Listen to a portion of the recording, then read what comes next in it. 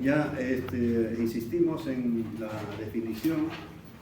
Las células son las unidades funcionales de todo el organismo y contienen una organización molecular con sistemas bioquímicos. Tenemos ahí graficada una célula animal con las diferentes organelas ubicadas dentro del citoplasma. ¿Cuál es la acción? Almacenar información genética y desde este punto de vista traducir esa información en la síntesis de moléculas que forman todas y cada una de las células. Producir también energía para llevar a cabo la actividad a partir de nutrientes que le llegan. Estos nutrientes ya saben que son hidratos de carbono, proteínas y grasas, y que cada uno produce energía variante de 4 kilocalorías, 5 kilocalorías o 9 kilocalorías, yendo de hidrato de carbono, proteínas y grasas. También otra de las funciones de la célula es reproducirse, pasando su progenie, toda la información genética para generar nuevas células. Siguiente. La forma de las células varían notablemente de acuerdo a la manera general como pueden producirse. Hay dos tipos: células de forma variable o regular, por ejemplo los leucocitos en la sangre son esféricos y en los tejidos toman diferentes formas. Las células de forma estable, regular, típicas son las siguientes clases. Dentro de las clases de células tenemos la isodiamétrica, que son las que tienen sus 3 dimensiones iguales, ¿no? Largo, ancho y profundidad o altura. Y pueden ser estas, de acuerdo a la forma, esféricas, como óvulos. Los cocos, en el caso de las bacterias, dan cocos positivos, negativos, etc., de forma de cocos. Ovoides, como las levaduras, cúbicas, como el folículo tiroideo. También pueden ser aplanadas, cuyas dimensiones son mayores en el grosor, generalmente forman tejido de revestimiento en las células epiteliales. Alargadas, lo visto ayer, por ejemplo, las fibras musculares, cuyo eje mayor es que los otros dos y estas últimas células forman parte de ciertas mucosas que tapizan también el tubo digestivo. Y otro modelo es el que les dije inicialmente, la fibra muscular. Pueden ser estrelladas, como las células nerviosas, las neuronas, dotadas de varios apéndices, prolongaciones, que son las llamadas dendritas, y que le dan un aspecto estrellado. Siguiente. De acuerdo al tamaño, las células pueden ser macroscópicas, aquellas que podemos con el ojo humano visualizar. Esto obedece al gran volumen de alimento de reserva que contiene, y una célula, la más grande y ejemplares, la yema del huevo, de las aves, de los reptiles, y que alcanzan varios centímetros de longitud. Pero también puede haber células microscópicas, observables únicamente con el microscopio simple o una lupa, ya que esto permite escapar del límite de velocidad luminosa, cuyo tamaño se expresa en la unidad medida llamada micro o micro. Ejemplo, el glóbulo rojo, ¿cuántas micras tiene?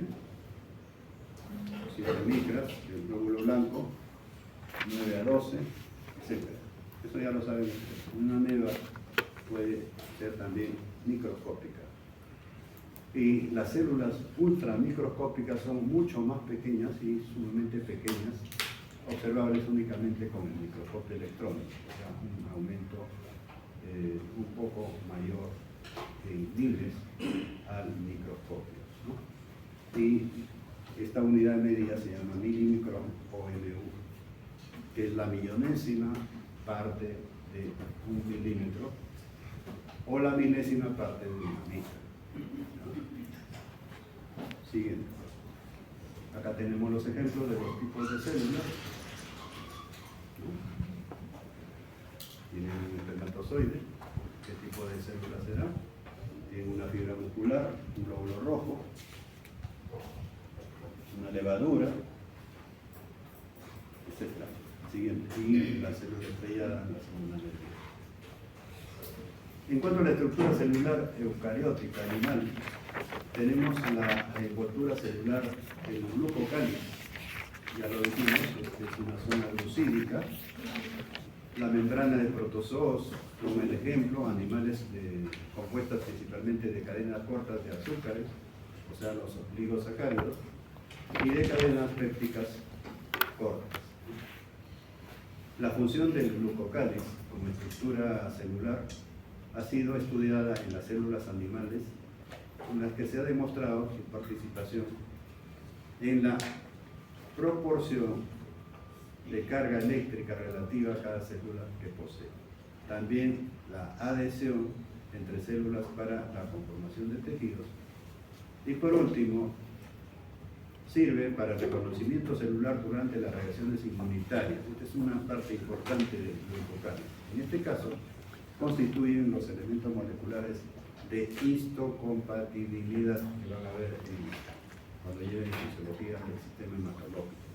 O sea, la reacción de histocompatibilidad y antígenos del grupo sanguíneo. Siguiente. La membrana celular citoplasmática, llamada también plasma-lema, es una asociación supramolecular donde se integran principalmente proteínas, lípidos, formando la bicapa delgada y elástica, que permite mantener envolviendo a la sustancia intracelular. En los estudios iniciales de la membrana celular se propuso varios modelos, pero el más aceptado fue el de Singer y Nicholson en 1972, quienes propusieron el método del mosaico fluido para esta estructura. Siguiente. Otras funciones de las células, como resumen, son la relación, una función de relación. Una célula se relaciona con otra a través de diferentes mecanismos, ya sea por vecindad, a través de membrana, a través de fluidos, como son el plasma, la sangre, la linfa, etc. Una célula es la unidad de vida más pequeña que puede existir de forma independiente. Un término importante es la ciclosis, otro es la citosis, que es el movimiento de células dentro de un tejido, las células se mueven dentro de un tejido, y el trofismo, que la misma célula establece a través de proyecciones que están en el citoplasma y que permiten, en el caso de la vía respiratoria, células de la mucosa respiratoria permiten expulsar los restos de polvo, los restos de cuerpos extraños de la parte interior de los bronquios y de la vía respiratoria superior hacia las fosas nasales y el exterior, ¿no? Entonces, los trofismos son movimientos de orientación y de crecimiento de las células vegetales hacia uno o un contraestímulo externo. El taxismo también es una de las propiedades, o sea, el movimiento, que lo puede hacer directamente haciendo movimientos ondulantes o a través de formación de pseudópodos, una forma de relación, una forma de migración. Siguiente. Y acá tenemos el exterior de la célula con todos sus elementos importantes, esto lo hemos visto, en el caso del interior de la célula,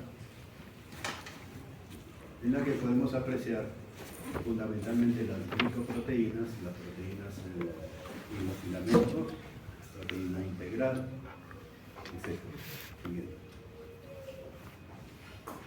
En cuanto a la membrana celular, los componentes de membrana varían de acuerdo de la célula de una a otra, sin embargo, todas presentan proteínas y lípidos. Lípidos de la membrana están constituidos por los fosfolípidos, glucolípidos y esteroides. En cuanto a los fosfolípidos, son moléculas con propiedades anfipáticas, no antifáticas, sino anfipáticas. Anfi viene de afóter, o sea, doble, ¿no? Que conforman la bicapa lipídica. Por su disposición van a determinar la hidrofilia, o sea, la afinidad al agua superficial de la membrana, o la hidrofobia, que es el rechazo. La hidrofobia en este caso va a ser central o media. En la cabeza de los fosfolípidos es polar y la cola es apolar.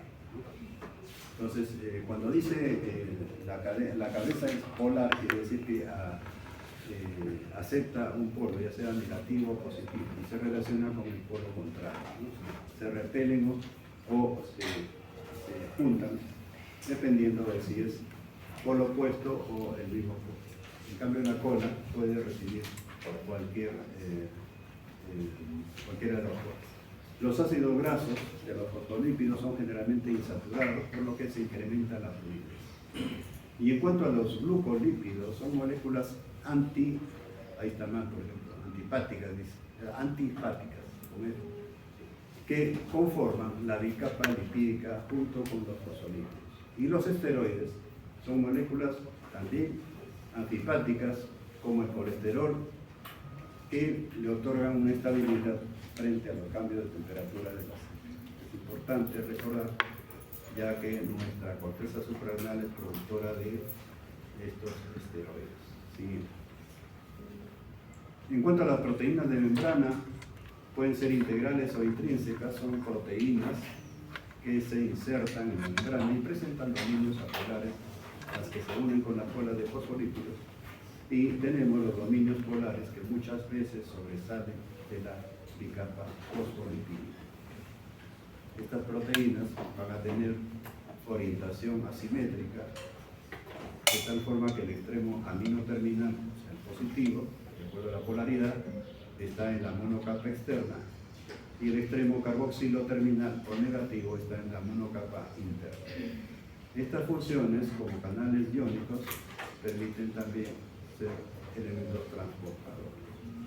En cuanto a las periféricas o extrínsecas, son proteínas que están a uno y otro lado de la membrana y que se anclan a una proteína integral o fosfato de linositol y funcionan como receptores de insulina. Entonces, siguiente.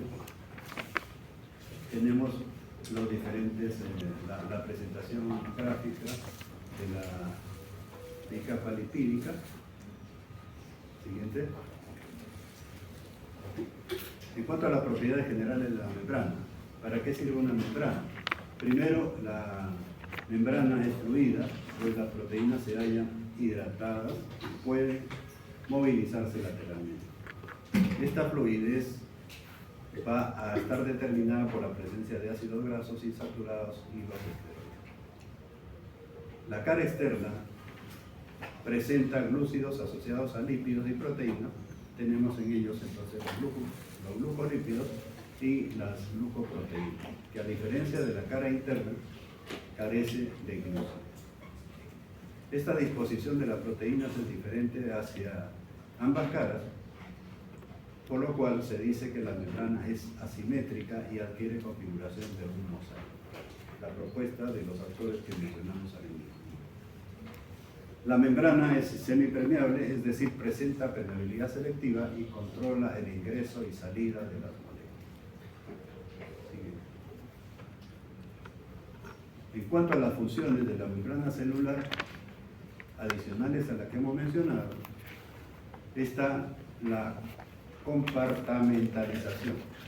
Determina el medio intracelular del medio extracelular, o sea, nos divide lo que es el medio externo y el medio interno de la célula. Y a través de ello es el intercambio, ya sea iónico, el intercambio hídrico, con, lógicamente, los elementos vasculares. El transporte es otra de las funciones, permite el intercambio de materiales con su medio externo, y la otra propiedad o función importante es que es receptora y transmisora. Se relaciona con la captación de hormonas mediante compuestos llamados receptores de membrana, y en algunas membranas de células animales se da por recepción de neurotransmisores. Esto es importante cuando nosotros lleguemos a la parte del sistema nervioso. Siguiente. En cuanto al transporte a través de la membrana celular, la célula necesita expulsar de su interior los desechos del metabolismo y adquirir nutrientes del líquido extracelular. Gracias a esta capacidad de la membrana celular se produce el paso de salida de manera selectiva de algunas sustancias. Esto solamente para ver la comparación, por ejemplo, con el sistema urinario, ya en macro. Saben ustedes que todo lo que filtra el riñón, casi todo se reabsorbe porque va a ser reutilizado. ¿Qué es lo que se reabsorbe? Electrolitos, el sodio y el potasio, en cantidad adecuada. Luego, las proteínas no se eliminan por orina. Cuando hay proteínas en orina, quiere decir que la función del riñón es deficiente. Los glóbulos rojos tampoco deben salir por orina, por el riñón. Cuando hay glóbulos rojos en la orina es porque no es que hayan salido del riñón, sino de las vías urinarias, generalmente por agresión de la mucosa del urotelio. Las piedras o cálculos van a erosionar esto y la sangre es terminal, ¿no? Entonces, más o menos tiene esta función. En cuanto al transporte pasivo o difusión, esto lo han visto también en práctica, ¿no? Ósmosis, lo han debido ver en práctica de este capítulo. La difusión simple, la difusión facilitada y el transporte activo. Entonces sabemos que la difusión simple es aquella en que no hay gasto de energía, solo pasa de mayor concentración a menor concentración para equiparar el soluto y el solvente. En cambio, en el transporte activo es diferente, se utiliza el mecanismo de transporte activo como son el ciclo de Krebs o el uso de la ATP, adenosina trifosfato o adenosina trifosfato. Siguiente. En cuanto al transporte pasivo de difusión, lo vamos a explicar, es la forma por la que las sustancias atraviesan la capa lipídica debido a un movimiento continuo de las moléculas a lo largo de los líquidos y también en gases se produce este tipo de difusión. En cuanto a los gases, sabemos por ejemplo en el aparato respiratorio qué gases entran en el juego de intercambio, es el CO2 y el oxígeno. ¿Cuál es más difusible? Es una pregunta. ¿Cuál es más difusible en concentración y cuál es más rápido en difusión? Es una pregunta que también va a venir en el examen. Este movimiento de partículas, cuando hablamos de transporte pasivo de difusión, es lo que se llama en física calor. Y a mayor movimiento, mayor temperatura. Y la temperatura y el calor se producen por gasto energético. Pero también, además del calor, la temperatura, se libera agua, ¿no? El vapor de agua. Por ejemplo, en aparato respiratorio, por ejemplo en piel, glándulas sudoríparas, para, digamos, compararlo micro con lo macro. El transporte pasivo no necesita de energía, eso ya lo dije, por parte de la célula, para mejorar el intercambio de materiales a través de la membrana celular. En cuanto a la difusión, existen dos tipos de difusión a través de la membrana, que son, va a ser la siguiente: difusión simple, es el movimiento cinético de moléculas y iones a través de la membrana sin necesidad de aplicación de proteínas, son portadoras de la bicapa lipídica. En este tipo de transporte se puede realizar a través de mecanismos físico-químicos como son la ósmosis, que han visto en la práctica, la diálisis a través de canales o conductos que pueden regirse por permeabilidad selectiva de diferentes conductos proteicos o a través de mecanismos de compuerta de conductos proteicos. Esto para dar el micro, para dar el macro, es lo que se ve en la diálisis peritoneal, ¿no? A través de una máquina externa que se comporta como un riñón artificial, la orina con alto contenido la sangre con alto contenido de creatinina y urea es depurada en la máquina y devuelta a través de una comunicación arteriovenosa a la sangre del individuo ya depurada, ¿no? Se comporta como un riñón. La frecuencia y la cantidad de diálisis que requiere un paciente depende de la cantidad de creatinina que tiene, ¿no? A veces son 2 veces por semana, 3 veces por semana, en algunos pacientes GA. Esos pacientes de 2 veces por semana todavía tienen un tiempo para sus posibilidades de trasplante. En cambio, los que requieren diálisis diario son candidatos número 1 para trasplante. Siguiente. En cambio, la difusión facilitada Se llama también difusión mediada por portador, porque la sustancia transportada de esta manera no suele atravesar la membrana sin una proteína transportadora específica que la ayude. ¿A través de qué? A través de un mecanismo activo. Se diferencia de la difusión simple a través de conductos, es que mientras la magnitud de difusión simple se incrementa de manera proporcional con la concentración de sustancia que se difunde, en esta difusión facilitada, la magnitud de difusión se aproxima a un máximo al aumentar la concentración de la sustancia. Siguiente. Y en cuanto al transporte activo, ese en el que el desplazamiento de las moléculas a través de la membrana celular se realiza en dirección ascendente y en contra de un gradiente de concentración debido a una contragradiente eléctrico de presión también o gradiente electroquímico. Es decir, es un paso de sustancias desde un medio poco concentrado a un medio muy concentrado. Y para desplazar estas sustancias contracorriente es necesario el aporte, lo que les decía, de energía procedente de la ATP.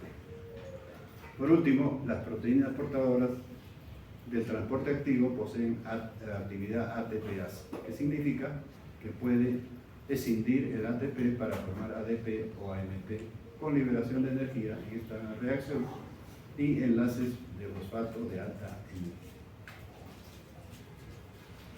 En cuanto al transporte activo primario, llamada la bomba de sodio y potasio, que es un ejemplo, se encuentra en todas las células del organismo encargadas de transportar iones sodio hacia el exterior de las células y al mismo tiempo bombea iones potasio desde el exterior hacia el interior. Esto va a producir ¿qué?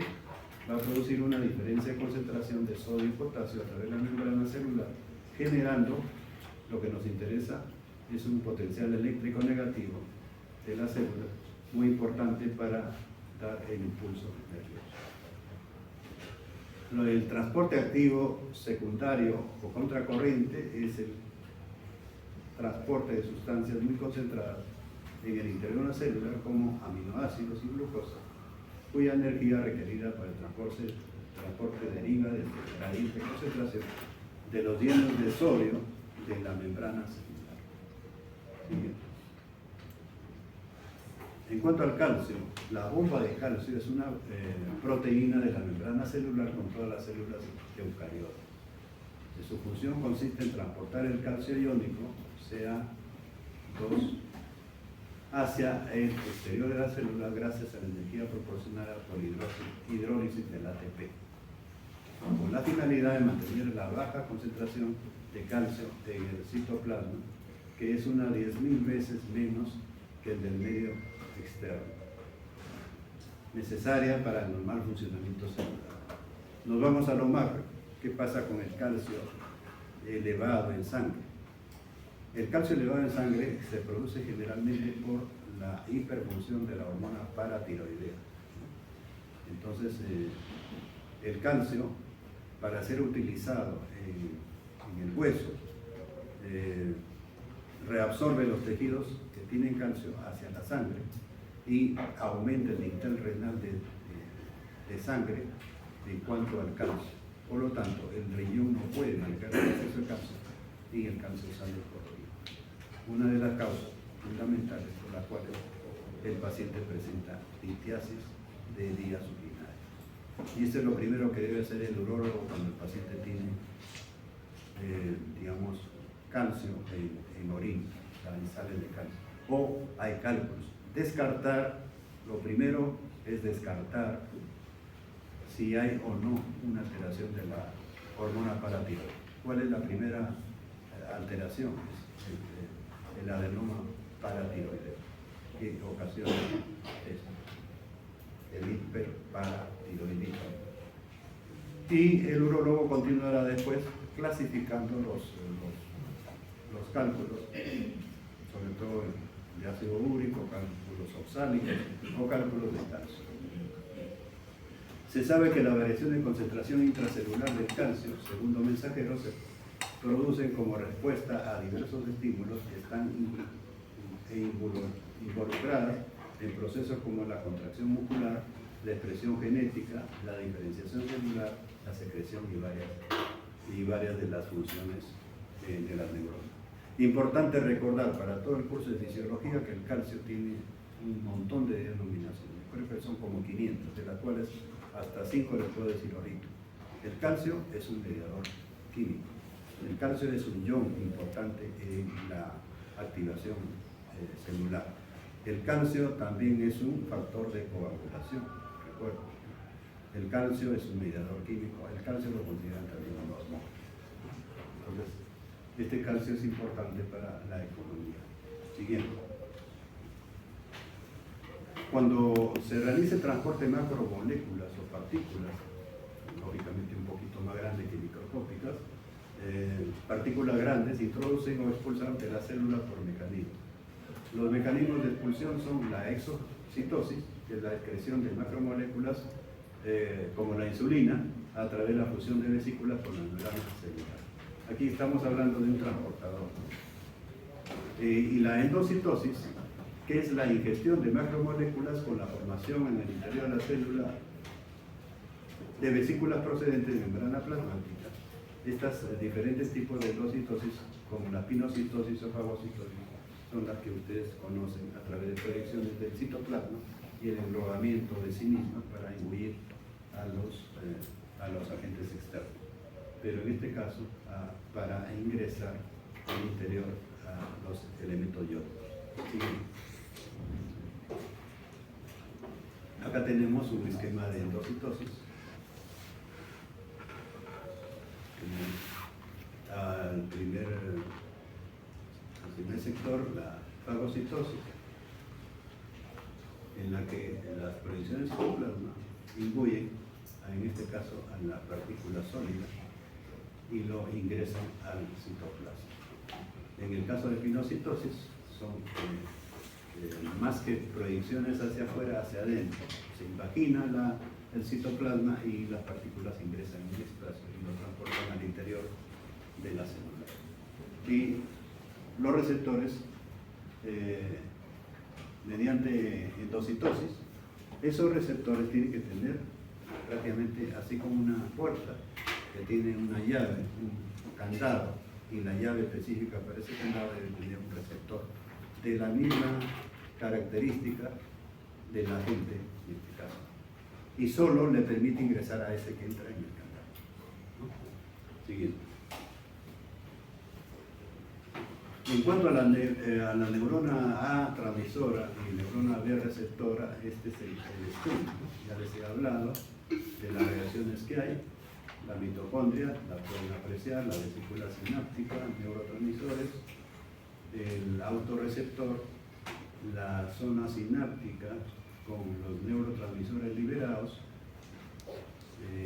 activados por la serotonina, y en la parte inferior los receptores postsinápticos activados por neurotransmisores con inducción de la potencia postsináptica.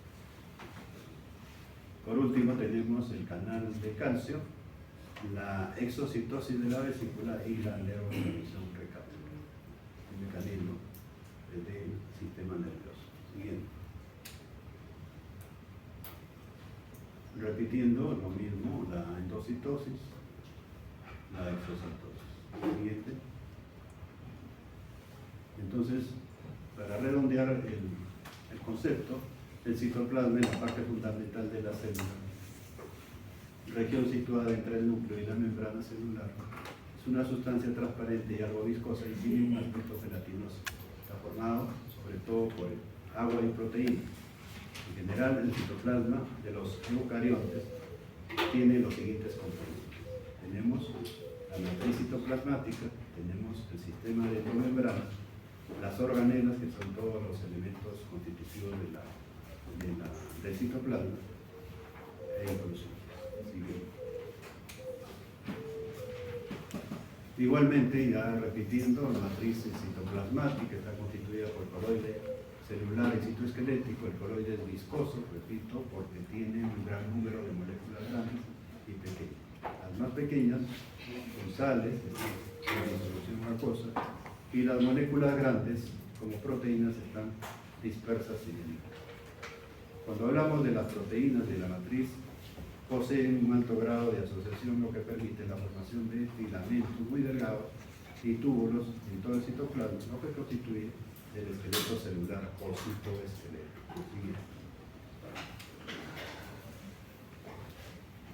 Y asimismo tenemos la fase dispersante, que está constituida por el agua de la célula. Esta agua se encuentra en dos formas: agua libre, 95%, y agua ligada, se encuentra hidratando las moléculas y representa el 5% de agua celular. Pasando a lo macro, la distribución de líquidos en nuestro organismo, ya saben cómo es: cuánto es de líquido extracelular, cuánto es de líquido intracelular. El líquido extracelular es 60%, intracelular 5%, de lo cual es el líquido intersticial es 4%, el líquido intravascular 15 es intersticial. Entonces, más o menos, como pueden apreciar, cada célula se comporta como un organismo. La fase dispersa, formada por micelas, partículas coloides, como son macromoléculas o agregados moleculares de gran tamaño distribuidas en el agua. Las proteínas son las moléculas más destacables de la fase dispersa. En cuanto al coloide celular, es posible distinguir dos formas de agregación. Una es el citogel y la otra es el citosol, los cuales están en constante interconversión, ya que es un proceso conocido como tixotropía. ¿Sí? El citoesqueleto tiene la función de estabilizar la estructura de la célula, organizar el citoplasma con todas las organelas y producir movimiento. Formado por tres tipos de filamentos proteicos, uno son los filamentos de actina, otros son los microtúbulos y por último los filamentos intermedios. Y acá tenemos esa estructura. Siguiente. En cuanto al sistema de endomembranas, está formado por conductos y cisternas delimitadas por membranas interconectadas. Este sistema tiene como componentes el retículo endoplásmico o aparato de Golgi y carioteca. ¿Qué es la carioteca? Es una doble membrana que encierra la cavidad, la cisterna perinuclear, y está en directa continuidad con la luz del sistema, el retículo endoplasmico rugoso, del cual se considera una dependencia. De esta forma, al igual que este, presenta ribosomas sobre la cara citosólica. Durante la división celular se desorganiza y se fragmenta en cisternas que se incorporan al sistema del retículo endoplásmico rugoso. Finalizando la división, tenemos la envoltura nuclear que se reconstituye a partir de este elemento. Siguiente. Acá tenemos el sistema retículo endoplásmico dentro del citoplasma. Siguiente. La envoltura nuclear y la relación con el retículo endoplásmico. Siguiente. Hablando del retículo endoplásmico, es una red interconectada en forma de cisternas, tubos aplanados, sáculos comunicados entre sí, que van a intervenir en las funciones relacionadas con la síntesis proteica, con el metabolismo de lípidos y algunos esteroides, así como el transporte intracelular. Se encuentra en la célula animal y vegetal, pero no en la célula procariota. Pregunta de examen. Es un organelo encargado de síntesis y el transporte de la célula. El retículo endoplásmico rugoso se encuentra unido al retículo endoplásmico liso y es una prolongación del retículo endoplásmico rugoso. El retículo endoplásmico rugoso tiene esa apariencia debido a numerosos ribosomas adheridos a su membrana mediante unas proteínas denominadas riboforinas. Tiene unos sáculos más redondeados cuyo interior se conoce como luz del retículo o lumen, donde caen las proteínas sintetizadas. De esta forma está muy desarrollada en las células que, por su función, deben realizar una activa labor de síntesis, como son las células hepáticas o sea, las células, los hepatocitos. ¿Y cuáles son los fagocitos de los hepatocitos del hígado? Se llaman células de Kupffer. Las células, también lo mismo pasa en las células del páncreas. El retículo endoplásmico liso no tiene ribosomas y por lo tanto participa en el metabolismo de los lípidos. Siguiente. Fusiones, síntesis de proteínas se lleva a cabo del retículo endoplásmico rugoso, específicamente los ribosomas adheridos a la membrana. Las proteínas serán transportadas al aparato de Golgi mediante vesícula de transición, donde dichas proteínas sufrirán el proceso de maduración para luego formar parte de los liposomas y la vesícula secretoria. De esta forma, el metabolismo de los lípidos, a cargo del retículo endoplásmico liso, al no tener ribosomas, le es imposible sintetizar proteínas. O sea, selectivamente solo se anexa o se asocia con la membrana. Pero sintetiza lípidos de la membrana plasmática, entre los cuales los lípidos más importantes que se usan en sangre son colesterol y derivados de esto. También ácidos biliares y las hormonas esteroideas. Siguiente. Otro mecanismo es la detoxificación, que es un proceso que lleva a cabo en las células del hígado y que consiste en la inactivación de productos tóxicos como drogas, medicamentos y los propios productos del metabolismo celular por ser liposolubles. ¿Y cuál es este elemento en el hígado que hace y que lleva todo eso? La vida. La glucosilación son reacciones de transferencia de un oligosacárido a la proteína sintetizada. Esta se realiza de la membrana del retículo endoplásmico, de tal modo que la proteína sintetizada va a transformarse en una proteína periférica externa del glucocario. Siguiente. Tenemos acá el esquema, en el cual se pueden apreciar todos los elementos enumerados. Siguiente. La mitocondria, parece una zapatilla, que traduce, en resumen, la presencia de muchas mitocondrias en un tejido que traduce, que les dije, traduce actividad celular intensa. Está constituida por membrana intensa, membrana externa, cresta y matriz. Siguiente. Esta mitocondria, estos son orgánulos presentes prácticamente en todas las células eucariotas, encargada de suministrar la mayor parte de la energía necesaria para la actividad celular. Este es, en resumen, lo que les he dicho. Traduce actividad energética. Actúan por tanto como centrales energéticas las células y se sintetizan ATP por medio de la fosforilación oxidativa. Además, la mitocondria realiza muchas otras reacciones de metabolismo intermedio, como la síntesis de algunas coenzimas. Es notable la enorme diversidad morfológica y metabólica que puede presentar en distintos organismos. Siguiente. Los lisosomas, llamados los barrenderos, se encargan lógicamente de la limpieza, depuración de los agentes negativos externos o internos. Siguiente. Siguiente. ¿Es todo?